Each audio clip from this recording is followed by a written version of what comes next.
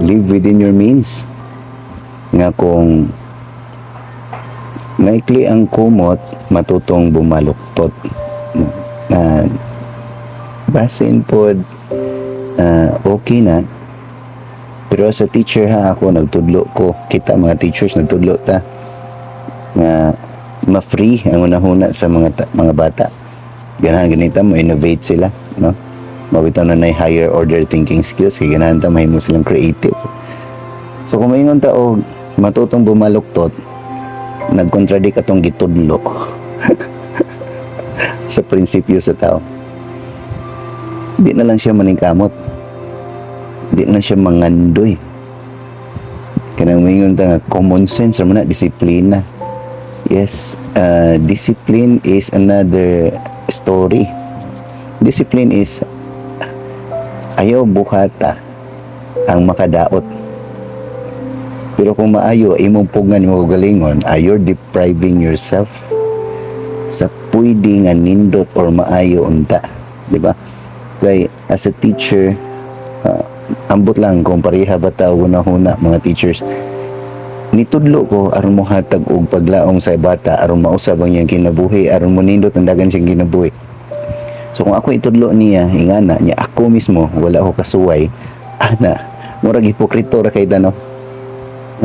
Mga bata paningkamot mo aron mausab ang dagan siyang kinabuhi niya ako natudlo ko naglisod lagi ko anong motuo pa nimo sir naglisod mo kay sir. No, so kana maingon na live within your means, why not increase your means so you could live with it? Dili kay ipaungot nimo ang means. Yes, mao gani na kay sweldo no, that's your means. Ang imong gastuhan paminaw nimo kung na kay sweldo nga 10,000, imong gasto dili mo lapas og 10,000. Nya kung imong sweldo kintahin niabot nag 50,000, dili ka pwede mo lapas og 50,000 sa gastuhan. Like masakit ka, or dili ray ka nasakit. Na kay anak niya nasakit. Paminaw nimo ingana ra. Nya live within your means man.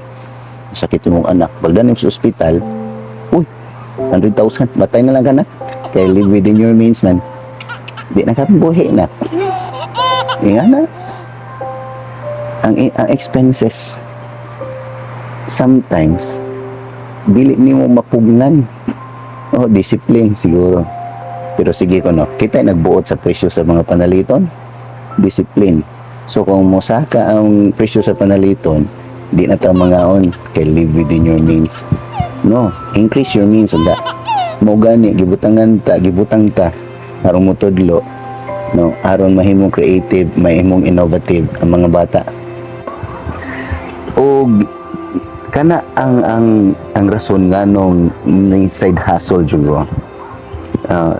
Dugay ko sabot man na pero ikaw kung 5 years na ka in service, samot na kung 10 years in service na ka, makasabot unta ka ana.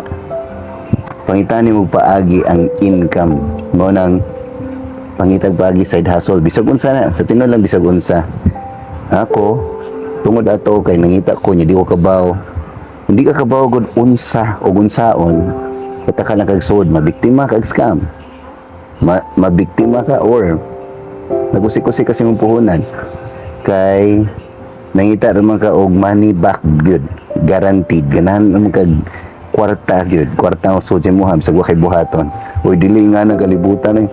Trabaho gay ka trabaho gay ka gamay na lang imong sweldo unya sa kwarta nga di nimo haguan oy ni trabaho ka sa imong trabaho karon nga dako tag sweldo nga nag-anay nagkagamay imo maginagiagwanta unya sa additional income dili nimo haguan kay busy ta ayaw haguan ang income na dili siguro pareha kahago sa imuhang trabaho kay naman kay work karon. So side hustle lang ng mga 2 hours lang every day. Pinakataas siguro 4 hours every day. Nga na, bisag unsa na. Pero kung ganang ka makabaw giunsa na ko kay ako nagtukod mo kong eskwelahan pag 2016 kay wala ni gyud sweldo.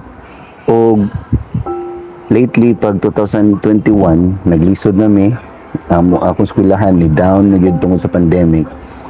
Nisugod ko og laing extra income nga nakapa survive na mo during pandemic. Di man gana pandemic to naka-survive ni tungod ani. Kung ganahan ka makabawog unsa or basin ganahan ka mangutana unsaon di ay chat sa ubos storya ta nga ingna ko kung unsa imuhang ganahan masulbad no storya ta sa ubos ayo teachers